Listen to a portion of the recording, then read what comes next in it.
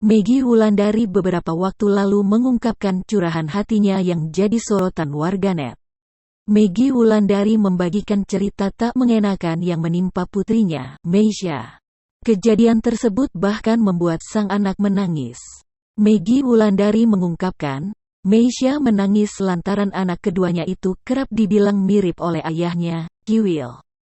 Kini beberapa bulan berlalu, Maggie Wulandari kembali mengunggah potret sang putri. Diketahui, Meisya baru saja berulang tahun ke-11 beberapa hari lalu.